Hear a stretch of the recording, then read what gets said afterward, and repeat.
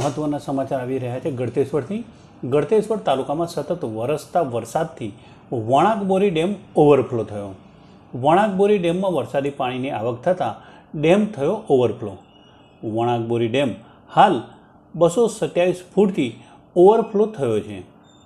વણાકબોરી ડેમની સપાટી 220 ફૂટ છે, જેથી અત્યારે ડેમ 7 ફૂટથી ઓવરફ્લો થયો છે।